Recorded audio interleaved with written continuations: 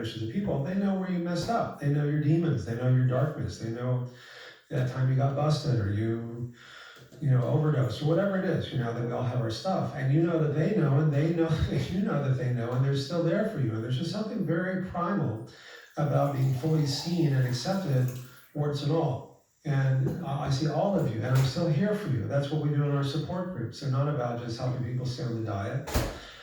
And that's incredibly powerful. It's one of the reasons why I think that we're showing, bigger changes in lifestyle and better clinical outcomes and bigger cost savings and better adherence, because we're focusing on these deeper core, often existential issues. If we can help people really transform to the sense of what we've been talking about, and even to have that kind of compassionate and non-dual experience, then they're not only more likely to make and maintain lifestyle choices that are life-enhancing than ones that are self-destructive, but also for the planet as well. Well, for the planet as well is really an important theme for me, and it's been a topic of immense importance in my work. In your book, Undo It, you and Anne have a section titled, What's Good for You is Good for Our Planet. Can you elaborate on that? I went on the board of the San Francisco Food Bank years ago when I learned that 1 out of 5 children in the Bay Area goes to bed hungry every night, one of the wealthiest parts of the world. It's just not acceptable. And so again, how do we deal with the causes of that? Well, if we realize that there's 14 times more resources of food that we free up for every pound of plant-based protein as opposed to meat-based protein, then it imbues those choices with meaning and then makes them sustainable. So like, here's why I can have a meatless Monday, and it's good for me, it's good for the planet, it's good for everyone. 86% of the $3.8 trillion in healthcare costs last year were for chronic diseases that are often preventable and even reversible at a fraction of the cost by changing diet and lifestyle. If we really want to make better care available to more people at lower cost, that's how we do it. That's I think why Medicare agreed to cover our program, is because we've shown it's not only medically effective, it's cost effective. Reach with Omaha found they saved almost $30,000 per patient in the first year, and Highmark Blue Cross Blue Shield found they cut the cost in half in the first year. It all it's all interrelated. It seems to me that every month there's new research published that validates your work. I'm thinking of a very large-scale study, over 100,000 patients, that was published by the Harvard School of Public Health. And the study found that people who adopted just 5 simple, healthy lifestyle habits had an 82% lower risk for dying from cardiovascular disease, a 65% lower chance of dying from cancer, and a 74% lower risk of dying from all causes during the years of the study. And the 5 simple lifestyle habits that they were looking at that provide such powerful protection are pretty simple. Maintain a healthy weight, don't smoke, exercise an average of 30 minutes a day at least, don't drink alcohol to excess, and eat a diet rich in vegetables, fruits, seeds, legumes, and other plant foods. I find it's really remarkable that such simple lifestyle habits so greatly reduce a person's risk for heart disease and cancer and diabetes and Alzheimer's and really a vast array of the other diseases that are so painfully common today. Yeah. And what I find most amazing is that people who maintain these habits, according to this study, live an average of 12 to 14 years longer. I think it's true for COVID as well. That the study just came out not that long ago, and they found that frontline healthcare workers, almost 3,000 frontline healthcare workers who got exposed to COVID-19 every day, multiple times a day because they were taking care of people with COVID, those that were following a healthy plant-based diet were 73% less likely to develop moderate to severe illness. Those following the pescatarian healthy diet, basically a plant-based diet with some fish, were 59% less likely to develop moderate to severe COVID. But those following the low-carb, high animal protein, Atkins, keto, paleo, whatever diet, were almost 400%, 4 times more likely to develop moderate to severe illness. I think that's just amazing. Just again, shows you how your diet affects your immune system. And in a related study that also got published recently, they looked at almost 600,000 people in the Harvard and King's College study of COVIDs. And they found that in almost 600,000 people, those eating a healthy plant-based diet had a 41% lower risk of moderate to severe disease. And so people are looking for what else can I do besides wearing masks and social distancing and getting triple vaccinated to keep from getting COVID? I don't even want to get mild COVID, and I don't want to have long COVID, long haul symptoms and so on. And something again as simple as eating a healthy diet is just one more reason to do it. It's not like, oh, here's our special COVID-19 diet. This is the diet that helps your immune system, so it helps you from getting COVID. And we already know for some time that the people most likely to die from COVID are the ones who have diabetes or other chronic diseases. Your risk of dying from COVID is 300% higher if you're overweight, just things like that. But to me, it's just another validation of this unifying theory that it's really the same disease, the same biological mechanisms manifesting in different forms, which all have the same underlying biological mechanisms. And so that's why it radically simplifies what we recommend people to do. There are a lot of people feeling overwhelmed today by the pandemic, by developments in our world, by climate change, by so many problems that people can easily feel isolated and overwhelmed. And yet, here you are. Your work has been of critical importance in bringing about the growing awareness of the power of simple lifestyle changes to prevent and reverse the progression of the most common chronic diseases, often without drugs or surgery. And you've said that lifestyle medicine is the most exciting movement in health and healing today, that it's a tidal wave that hasn't even yet begun to crest. Dean, why do you say that? Lifestyle medicine is using lifestyle changes not only just to prevent disease, but as we've talked about, to treat and often even reverse it. And I want to make it clear that drugs and surgery, can be life-saving when used appropriately. We've all benefited from that. It's not this or that. It's, again, using everything that works. And I think that people are realizing that while drugs and surgery have their place, they're not everything. And by working with people to really address the underlying causes of disease and not just throwing pills at them or operating on them is incredibly meaningful to those of us who do this work. There's an art of medicine as well as a science of it. And we work with a nurse, a doctor, an exercise physiologist, a registered dietitian, a clinical psychologist, a meditation/yoga teacher. I mean, who would have thought Medicare would be paying for that? And they are. And now we can help people really use the experience of being diagnosed with heart disease in this case, and the suffering that comes with that as a doorway and as a catalyst for transforming their lives in ways that go beyond just the physical aspects getting better. And it's so meaningful for those of us who do this work, whatever, if you're a doctor, a nurse, a meditation teacher, whatever, because it's a sacred opportunity to work with people when they're hurting, and when they're hurting, there's a desire for change. Well, in your latest book, Undo It, you and Anne write that when we treat the cause of disease through lifestyle choices, our bodies have a remarkable capacity to begin healing, and often much more quickly than we had thought.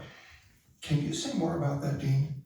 Just that, that our bodies really do have a remarkable capacity to begin healing. These mechanisms are very dynamic in both directions. Our bodies also have a remarkable capacity to get worse really quickly too. The very first study I did back in 1978, almost 43 years ago, I was a second-year medical student. I took 10 men and women, put them in a hotel for a month who had really bad heart disease, and 8 of the 10 showed improvement in the blood flow to their heart, and their chest pain went away in most cases. And it was just a 30-day study, so at the end of 30 days, they went out and they had cheeseburgers and milkshakes and whatever, and several of them ended up in the ICU with either heart attacks or not so much damage to their heart, but severe chest pain. Their chest pain came back. You're most well known for your work demonstrating that the Ornish program, the simple lifestyle measures, actually can prevent and reverse even end-stage heart disease.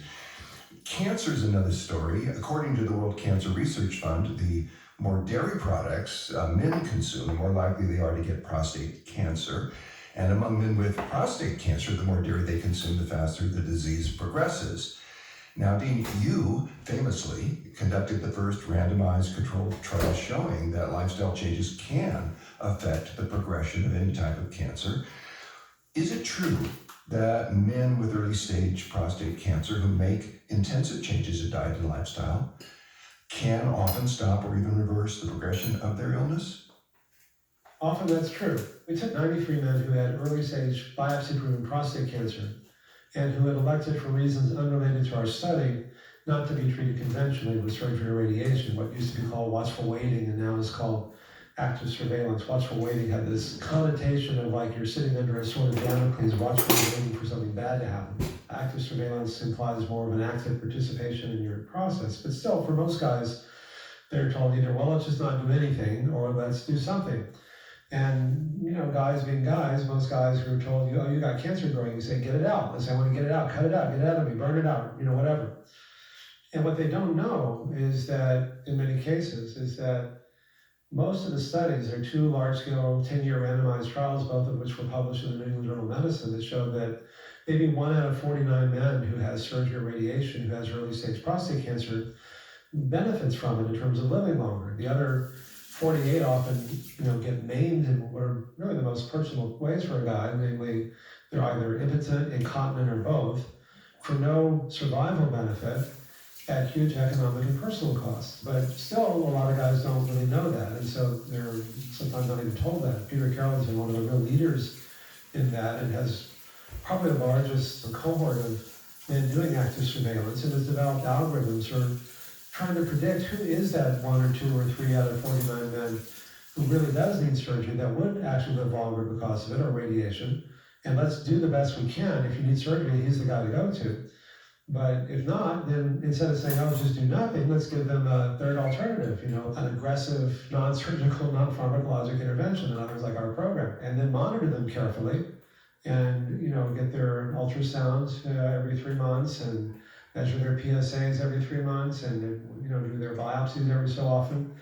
And then we can detect people who actually cancers may be getting worse and still have time to do surgery or radiation before the horse is out of the barn, so to speak. That to me is a much more sane way of doing that. It also empowers people. And so in the study, we found that none of the experimental group patients after a year needed surgery or radiation, but 6 of the randomized control group patients did. PSA levels, a marker for prostate cancer, went up in the control group or got worse, higher is worse, went down or got better in the experimental group who made these lifestyle changes. In direct proportion to the degree of lifestyle change they made, they weren't highly statistically significant. But other things can affect PSA besides prostate cancer. So as a secondary measure, we sent some of their serum down to Dr. Bill Aronson's lab at UCLA, where he had a standard line of prostate tumor cells called a LinCap cell line in tissue culture, and added the serum of the people who had gone through our program versus those who didn't, and found that the tumor growth in vitro, in tissue culture actually, was inhibited 70%. So that when people went on this diet and lifestyle program, something in their blood was a tumor inhibitor factor that actually, when they just took their blood and then added to the standard line of prostate tumor cells growing in tissue culture, it inhibited the tumor by 70%. So again, it just shows that these same lifestyle changes have such far-reaching applications. I'm hearing that the men with prostate cancer who undertook the Ornish program and ate the Ornish diet fared far better than their counterparts who followed the standard medical treatment model. And that the more lifestyle changes they made and the more fully they adhered to the whole foods plant-based program, the greater their health improvements. Dean, people always want to know about the role of genetics in all of this. We know from the studies we did with Craig Venter that over 500 genes were changed in 3 months, turning on the good genes, turning off the bad genes, particularly downregulating or turning off what are called the RAS oncogenes that promote prostate and breast cancer, and colon cancer for that matter, were just turned off. So the gene technically is unchanged, but the switches that turn these genes off or on are directly, whether it's methylation or changes in histone or non-histone proteins and so on, are directly influenced by the diet and lifestyle changes that we make every day. So just knowing that, I think, can also be empowering for people, that we do have other choices, that we don't necessarily have to reflexively use drugs and surgery as the only interventions. Well, you've published a study in The Lancet, one of the most respected medical journals in the world, showing that the same lifestyle changes that you've demonstrated can reverse heart disease and prevent it, can actually begin to reverse aging on a cellular level. Dean, if we improve our diet and lifestyle, can we really change our gene expression? Well, that's a study that we did with Dr. Elizabeth Blackburn, who got the Nobel Prize for discovering her pioneering work with telomeres and telomerase. And telomeres as you know, are the ends of our chromosomes that regulate cellular aging. They're sometimes compared to a plastic tip on the end of the shoelace that keeps your shoelace from unraveling. They literally keep our DNA from unraveling. And over time, as the DNA replicates, the telomeres get shorter and shorter. And as our telomeres get shorter, our lives get shorter, and the risk of premature death from pretty much all of these chronic diseases we've been talking about goes up proportional to the shortening of the telomeres. And she had done some pioneering studies with Alyssa Epple and others showing that the usual suspects make your telomeres get shorter faster. You know, smoking cigarettes makes your telomeres get shorter faster. Being sedentary, eating junk food. She did a wonderful study with women who were caregivers of kids with autism and found that when they compared the highest stress and the lowest stress women, they had so much shorter telomeres on the highest stress women that it was the effect of shortening their lifespan by 9 to 17 years. But what was, to me, even more interesting was that it wasn't an objective measure of stress that determined its effect on their telomeres. It was the women's perception of how stressed they felt. In other words, if they felt stressed, they were stressed, but it didn't really matter so much what was going on around them. Some people were able to be in really stressful situations. I mean, having a kid with autism is inherently stressful, but they were able to cope with it. They were meditating, they were exercising, they were eating healthier, they had love and support, and they could mitigate a lot of the effects of that stress. So anyway, it's not just what happens to us, it's how we react to what happens to us, and we can modify that by making the kinds of lifestyle changes that we've been talking about, that Ann and I wrote about in the Undo It book. I approached Dr. Blackburn and said, you know, if bad things make your telomeres shorter, maybe good things make them longer, to kind of reduce it down to its essence. And so we did a study in men who had early stage prostate cancer, the same one that we've been talking about, where their PSAs went down and they didn't need surgery and all that during the first year. And we said, well, we've got all these biopsy specimens, let's look at them, their telomere length in them. And we found that after just 3 months, the telomerase, the enzyme that repairs and lengthens telomeres, increased by 30%, which we published in the Lancet Oncology. And after 5 years, we found they actually got longer. And that was thought impossible. At the time, it was thought the telomeres could only get shorter. We actually showed they got longer by about 10%, whereas they did get shorter in the control group. And the Lancet editors, when they published it, they sent out a press release worldwide. And they said, first study showing that lifestyle changes may reverse aging at a cellular level. And this doesn't mean we're going to be like Benjamin Button, you know, we're all going to go back in time. But it can help to reduce the ravages of aging. We get older more slowly, although in this case, you know, it was really going in a positive direction. I was looking at your book Undo It recently, and I came across a phrase that you and Ann wrote. Let's get the book that Undo It. you wrote, a consensus is emerging that a whole foods, plant-based diet is the healthiest way of eating. And yet, Dean, many people still think, and you note this in your book, that it's hard to get enough protein on a plant-based diet. And you write that in your earlier studies, you included egg whites and small amounts of non-fat yogurt or milk.